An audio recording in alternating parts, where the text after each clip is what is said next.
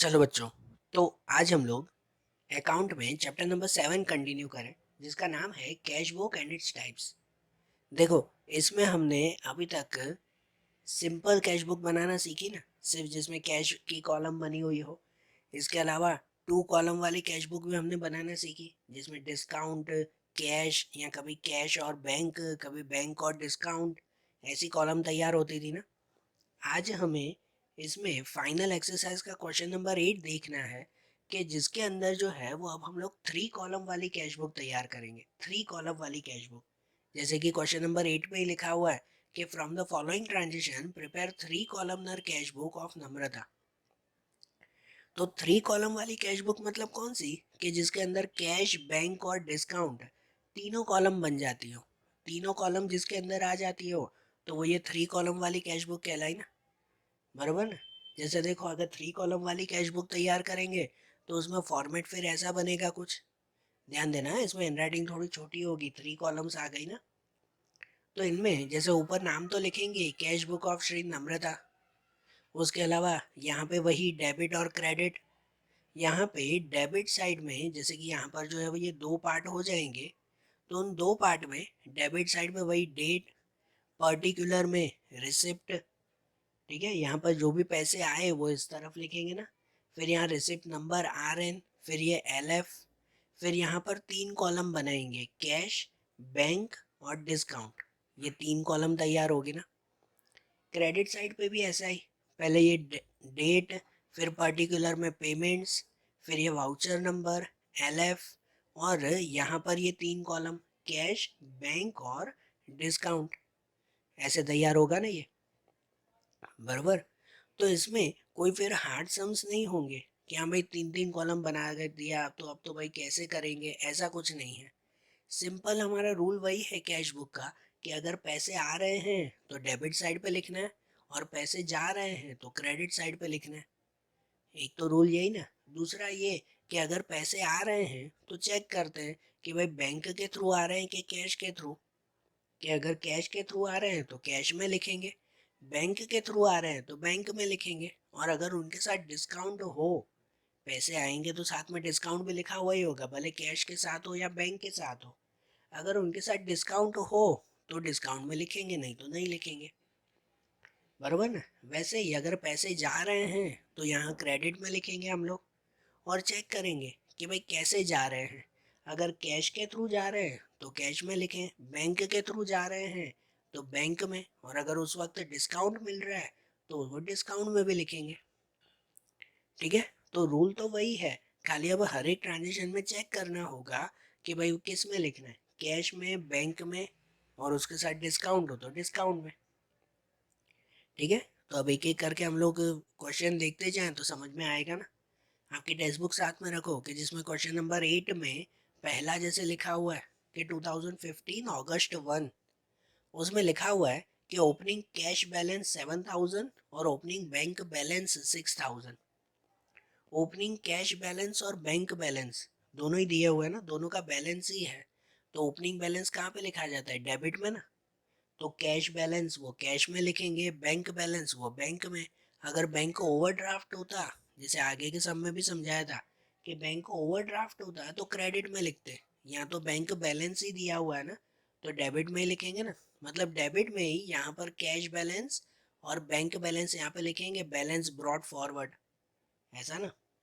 तो ये पहली एंट्री यहाँ डेबिट में हो जाएगी कि अगस्त 1 2015 बैलेंस ब्रॉड फॉरवर्ड, कि जिसमें कैश में 7,000 और बैंक में 6,000 रुपीज। ऐसे ही आ जाएगा पहला बैलेंस। फिर उसके बाद कि थर्ड वाली एंट्री दी गई है, मतलब थर्ड डेट दी गई है उसमें, जिसमें लिखा हुआ है कैश परचेज 6,000 रुपीज और कैश सेल 7,000 रुपीज। दोनों एंट्रीज है। तो देखो, पहला जैसा लिखा हुआ है कैश परचेज, मतलब हमने खरीदा। तो अगर हमने परचेज किया, खरीदा, तो पैसे आए के गए, हमारे पैसे गए ना, मतलब परचेज इस साइड पे लिखेंगे, यहाँ पे लिखेंगे। और कैश परचेज है तो कैश में लिखेंगे हम लोग। और साथ में कैश सेल, मतलब हमने सेल की है, तो सेल किया तो पैसे आए के गए, हमारे पास पैसे आए ना अगर सेल किया है तो। सेल किया मतलब पैसे आए हैं, तो पैसे आए तो कहाँ पे लिखेंगे, यहाँ पे लिखेंगे डेबिट में, और कैश में आए हैं तो वो भी हम लोग कैश में लिखेंगे फिर, ऐसा ना। तो मतलब थर्ड वाली जो एंट्री है ना, थर्ड डेट वाली एंट्री, वो दोनों में लिखी जाएगी ना। तो इस तरह से दोनों साइड पे लिखेंगे ये, कि यहाँ पे पहले लिखते हैं क्रेडिट में डेट 3 परचेज अकाउंट, कि जो परचेज किया है, कितना परचेज किया, 6000 का, तो कैश में 6000 का परचेज। और यहाँ पे भी डेट 3 सेल्स अकाउंट लिखेंगे, कि हमने सेल किया, कैश सेल कितना किया है, 7000, तो कैश में 7000 रुपीज लिखेंगे, बरोबर। उसके पास नंबर 5 वाली एंट्री, 5 डेट, उसमें दिया हुआ है 3000 is deposited in the bank, bank में 3000 हमने डिपॉजिट किए। अब ये एंट्री वो आई है जो मैंने आपको पहले भी बहुत बार याद करवाई, केस में बैंक में डिपॉजिट करना या तो बैंक से निकालना, वो एक तरह की कॉन्ट्रा एंट्री कहलाती है। क्या कहलाता है वो, कॉन्ट्रा एंट्री, ठीक है। क्योंकि यहाँ हमें ना कोई फायदा हुआ ना नुकसान हुआ, बस जो शॉप पे पड़े हुए पैसे थे उसे उठाकर हमने बैंक में रख दिए, ऐसा हुआ ना। 3000 हमने खाली बैंक में डिपॉजिट कर दिए, ये बात हुई।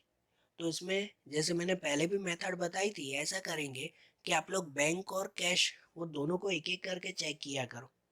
पहले बैंक को, तो माइंड में चेक करो कि बैंक में बैलेंस बढ़ेगा कि कम होगा, बैंक में बैलेंस बढ़ेगा कि कम होगा इससे। तो इससे हमने अगर बैंक में पैसे डाले हैं तो बैंक में बैलेंस बढ़ेगा ना। अगर बैंक में बैलेंस बढ़ेगा मतलब बैंक के डेबिट में लिखेंगे, डेबिट साइड बैंक में लिखेंगे ना, कि हाँ भाई 3000 रुपये बढ़ गए, बराबर। और यहाँ नाम क्या लिखेंगे, तो नाम कैश का लिखेंगे। और अगर कैश में चेक करो ना कि कैश हमारा आया कि गया, हमने बैंक में पैसे डाले तो हमारा कैश गया ना। अगर कैश गया तो कैश को यहाँ लिखेंगे क्रेडिट में, कैश को क्या करेंगे, क्रेडिट में लिखेंगे 3000 रुपये, बराबर। और यहाँ नाम में लिखेंगे बैंक अकाउंट, है कि नहीं।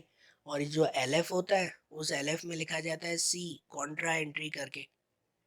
तो इनकी एंट्री ऐसे होगी ना, देखो कि यहाँ पर डेट 5 के पहले बैंक के डेबिट में लिख देंगे 3000 रुपीज के, बैंक बैलेंस बढ़ गया, पहले अमाउंट लिख दिया करो कि हाँ भाई बैंक में बैलेंस बढ़ा है 3000 रुपये। और नाम क्या लिखेंगे, तो नाम लिखेंगे कैश अकाउंट, कैश अकाउंट, और यहाँ पे ये सी लिख देंगे, कॉन्ट्रा एंट्री है। फिर वैसे ही कैश के क्रेडिट में लिखेंगे 3000, कि हमारा कैश गया, पैसे गए ना 3000 बैंक में, तो इसीलिए पैसे गए हमारे, तो वो क्रेडिट में लिखा, कैश में 3000 रुपये। और यहाँ कैश में लिखा ना, तो यहाँ नाम में क्या लिखेंगे हम लोग, बैंक अकाउंट। यहाँ अगर कैश में लिखा है तो नाम में बैंक अकाउंट लिखेंगे, और उसके आगे भी सी लिख देंगे, कॉन्ट्रा एंट्री, बरोबर। ऐसे आएगा ना ये, ठीक है। कोई भी ऐसी कॉन्ट्रा एंट्री आए तो इसी तरह से ही देखेंगे हम लोग, बरोबर।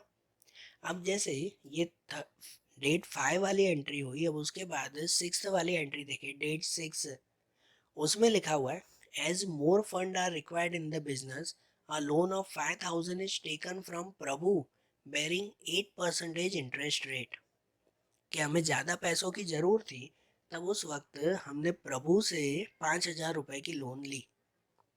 तो हमने लोन ली है, तो इसका मतलब कि हमारे पैसे आए के गए। हमने अगर किसी से लोन ली है तो इसका मतलब अभी तो हमारे पास पैसे आए ना, ठीक है ना। वो अभी के अभी थोड़ी चुकाने, अभी हमारे पैसे थोड़ी जाएंगे, अभी तो हमें पैसे मिले ना। तो पैसे मिले मतलब कहाँ पे लिखेंगे, डेबिट में लिखेंगे। और कैसे मिले, इसमें लिखा हुआ है कि चेक से या बैंक से, ऐसा कुछ लिखा हुआ है नहीं ना। तो अगर कुछ भी नहीं लिखा हुआ है मतलब हमें पूरा कैश मिला, 5000 रुपये कैश में लिखेंगे, ठीक है। तो इसका मतलब इसकी एंट्री यहाँ डेबिट साइड पे ऐसे हो जाएगी कि डेट 6, नाम में लिखेंगे लोन ऑफ प्रभु, और कैश में 5000 रुपीज। ये 8% इंटरेस्ट अभी नहीं गिनना है, अभी तो हमने खाली लोन ली है। ऑन द स्पॉट थोड़ी ब्याज देंगे उसका, ऑन द स्पॉट इंटरेस्ट थोड़ी दिया जाता है, इंटरेस्ट तो एक आध महीने बाद दिया जाता है ना।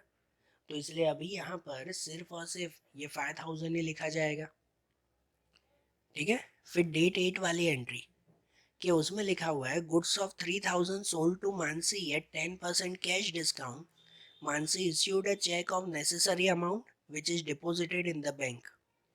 अब यहाँ डेट एट में ऐसा दिया हुआ है कि हमने मानसी को सामान बेचा, 3000 का सामान 10% डिस्काउंट में, बरोबर। और उसने उसके बदले में चेक दिया हमें। तो यहाँ पर हमने अगर सामान बेचा है तो पैसे आए के गए हमारे, तो हमारे पास पैसे आए ना, तो पैसे आए मतलब उसको कहाँ पे लिखते हैं, तो उसको यहाँ पे लिखते हैं डेबिट में। कैसे आए, चेक के थ्रू कि कैश के थ्रू, चेक के थ्रू ना, तो चेक के थ्रू मतलब यहाँ बैंक में लिखेंगे, और साथ में डिस्काउंट भी है ना 10%, तो 3,000 का 10% मतलब कि 300 रुपये डिस्काउंट, और बाकी के 2700 रुपये वो बैंक में, 300 रुपये यहाँ डिस्काउंट में। बरोबर, ये कैश डिस्काउंट है ना, इसलिए यहाँ लिखते हैं।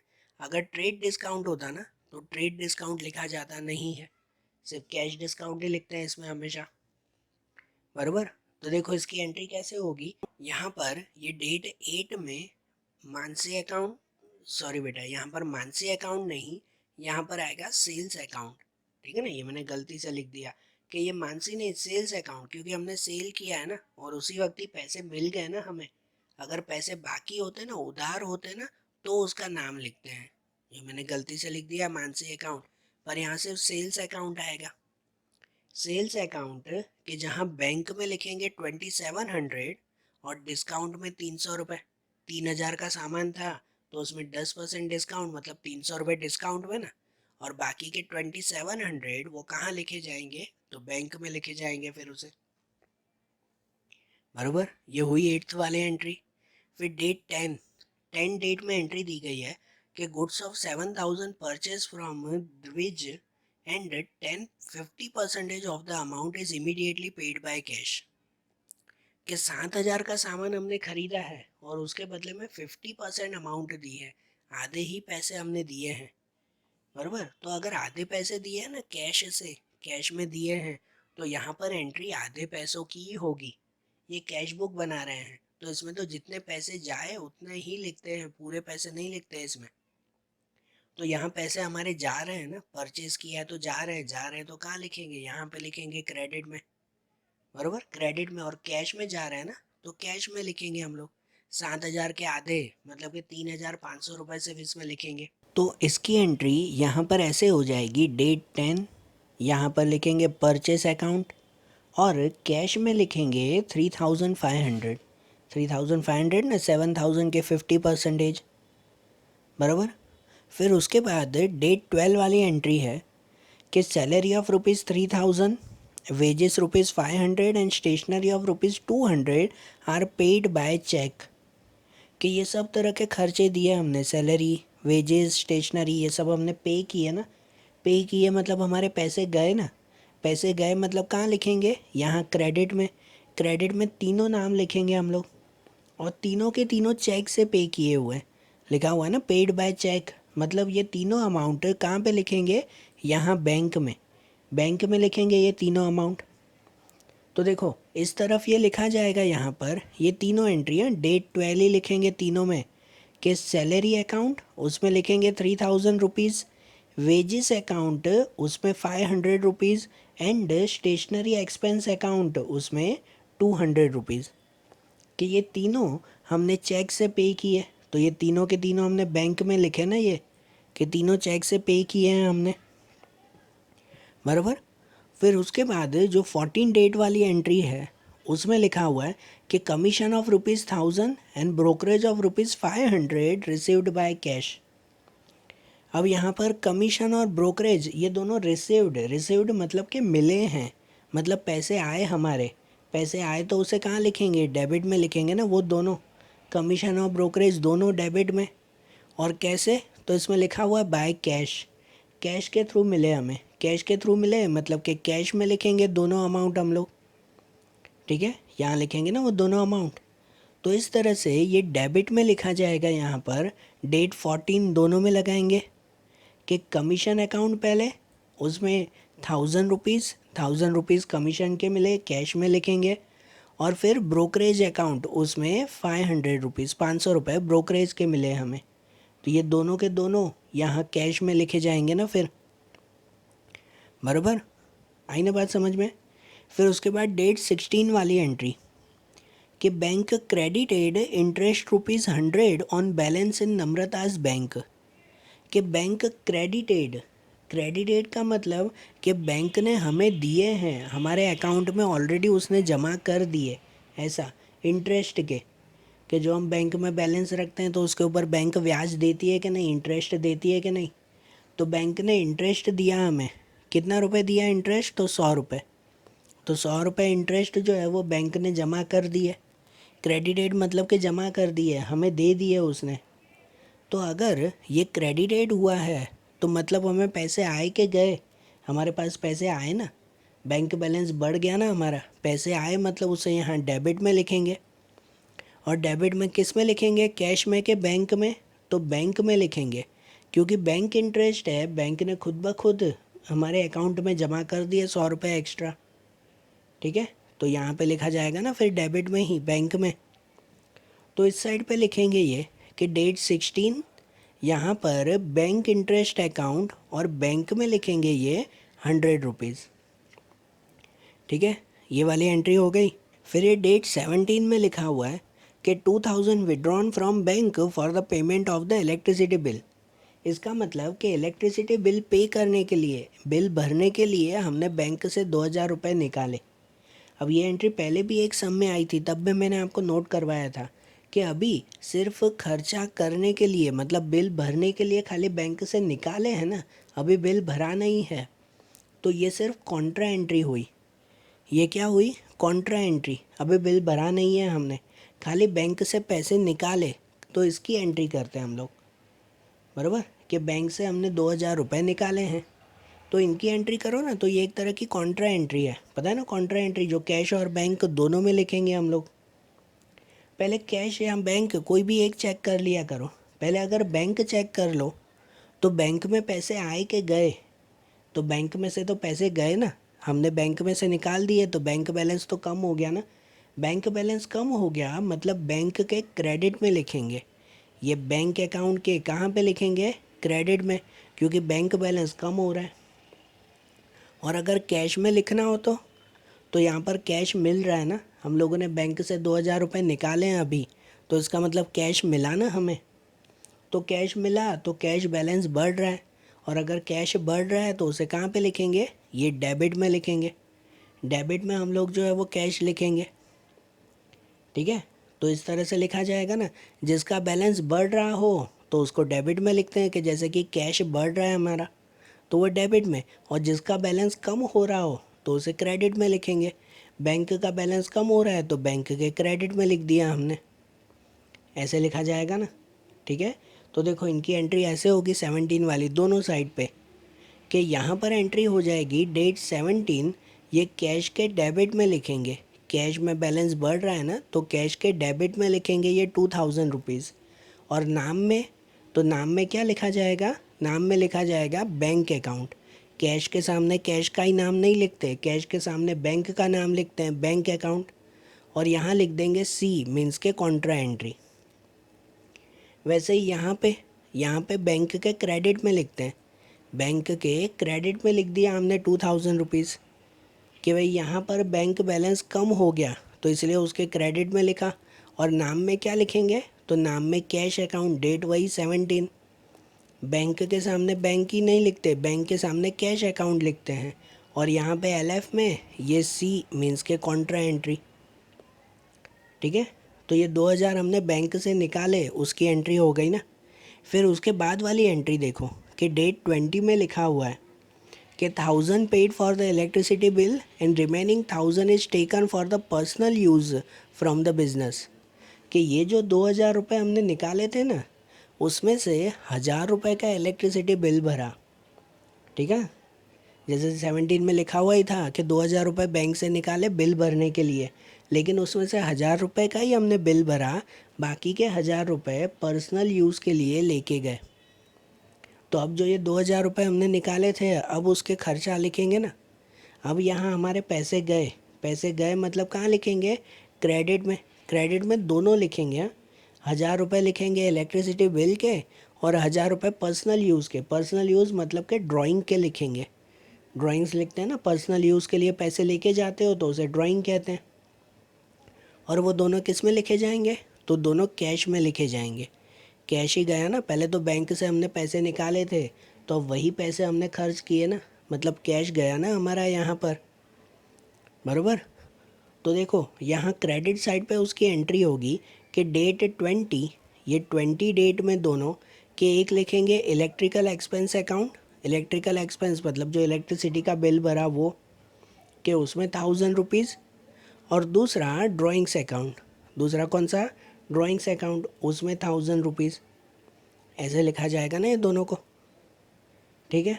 आइए बात समझ में, ध्यान रखना है इसमें। और उसके बाद फिर डेट 22 वाली एंट्री है, जिसमें लिखा हुआ है कि goods of 5000 sold to Parth, he issued a cheque of necessary amount after deducting cash discount at the rate of 10% which is immediately deposited in the bank.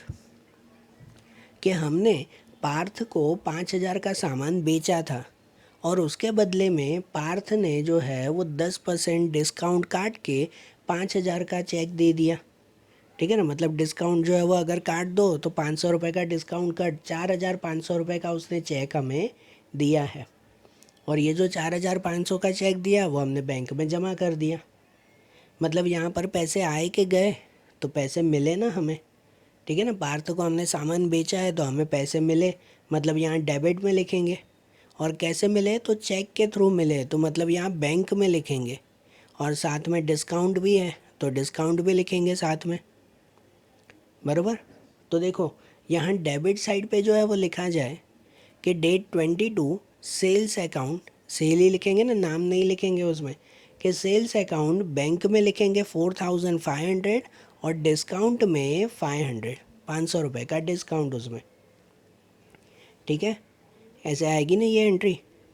फिर उसके बाद डेट 25 में दिया हुआ है कि cheque issued by Parth is dishonoured, cheque issued by Parth is dishonoured, मतलब पार्थ ने जो है ये चेक दिया था ना 4500 रुपये का, वो डिसऑनर्ड हो गया, मतलब चेक कैंसिल हो गया, चेक बाउंस हो गया, ठीक है। उसने जो चेक दिया था वो चेक फेल हो गया, वो चला ही नहीं।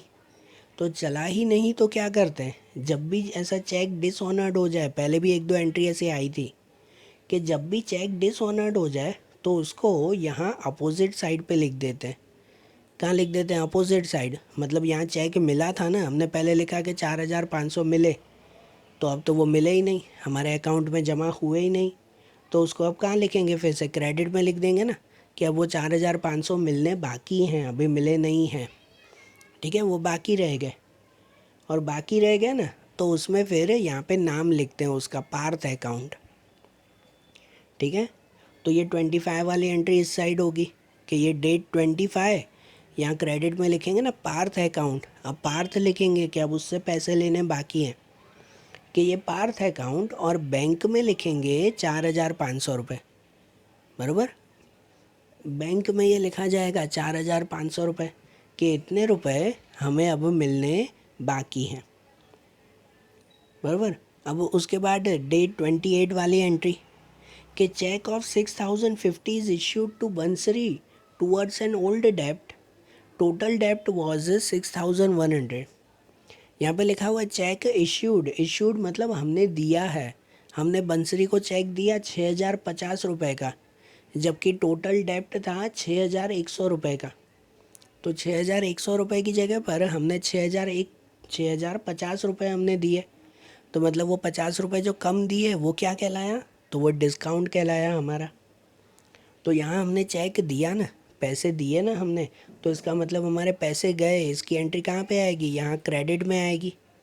और किसके थ्रू, तो यहाँ पर चेक के थ्रू हमने पेमेंट की है, चेक दिया हमने उसको, तो इसका मतलब यहाँ बैंक में लिखा जाएगा। और जो 50 रुपये का डिस्काउंट है तो उसे डिस्काउंट में लिखेंगे, ऐसे लिखा जाएगा ना ये। तो देखो क्रेडिट साइड पे ये एंट्री होगी कि यहाँ पर डेट 28 नाम में लिखेंगे बंसरी अकाउंट, उसका पुराना कर्जा था इसलिए उसका नाम तो लिखना ही पड़ेगा ना, कि भाई उसको दे रहे हैं हम बंसरी अकाउंट। बैंक में लिखेंगे 6050, कि इतने रुपए जो है वो हमने उसको पे किए एंड 50 रुपीज़ का डिस्काउंट, ऐसे आ गया ये, ठीक है। वैसे ही डेट 29 कि Gopi has paid 2000 by cash in full settlement of the डेप्ट ऑफ 2040, कि यहाँ पर गोपी ने पे किए, मतलब हमें दिए उसने कि भाई हमें तो लेने थे 2040 रुपीज़, लेकिन गोपी ने हमें दिए 2000 रुपीज़ और अकाउंट सेटल कर दिया। तो जो 40 रुपये उसने कम दिए वो क्या कहलाया, वो डिस्काउंट कहलाया। तो यहाँ गोपी ने हमें पैसे दिए हैं, तो उसे कहाँ लिखा जाएगा, तो उसे यहाँ लिखेंगे ना डेबिट में, पैसे मिले ना हमें। और यहाँ पे लिखा हुआ है उसने कैश दिया 2000 रुपये, तो कैश में लिखेंगे 2000। और जो 40 रुपये उसने नहीं दिए, लेने थे 2040 रुपये, लेकिन जो उसने 40 रुपये नहीं दिए, तो वो क्या कहलाएगा, तो वो डिस्काउंट कहलाएगा। यहाँ लिखा जाएगा ना डेबिट साइड पे ऐसा।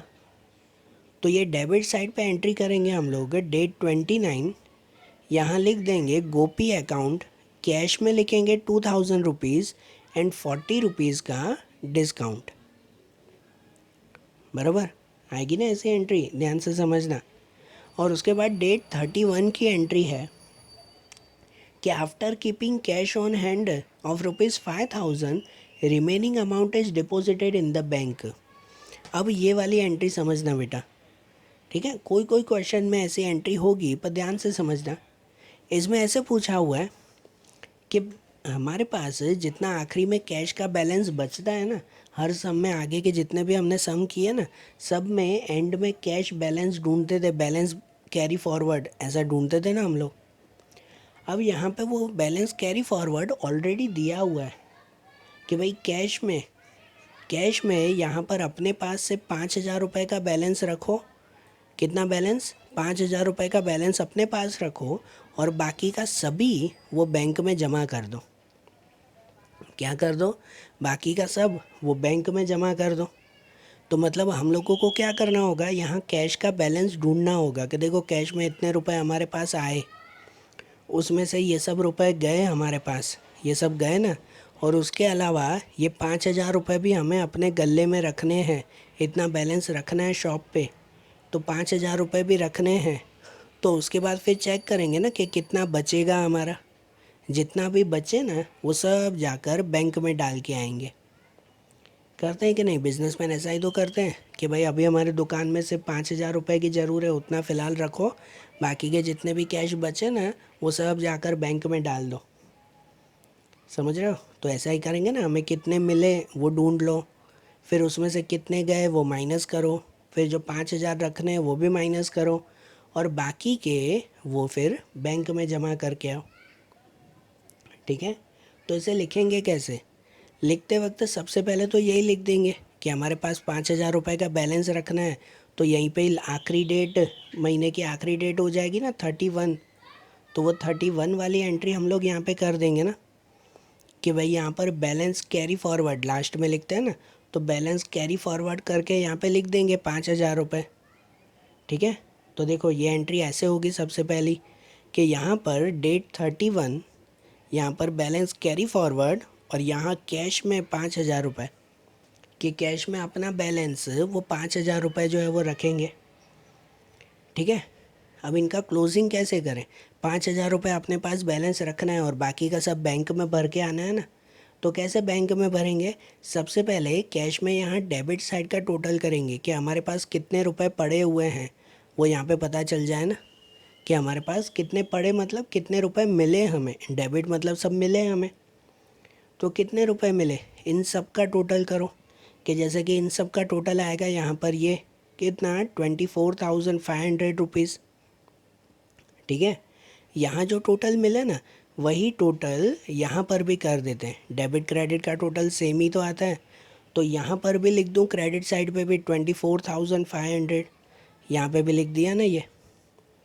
अब ये 24,500 में से जितने पैसे हमारे गए ना वो भी माइनस करते हैं कि 24,500 में से ये भी माइनस करो, और उसके साथ जो 5000 हमें रखने हैं वो भी माइनस कर दो। मतलब ये 24,500 में से ये ऊपर के सभी नंबर माइनस कर दो।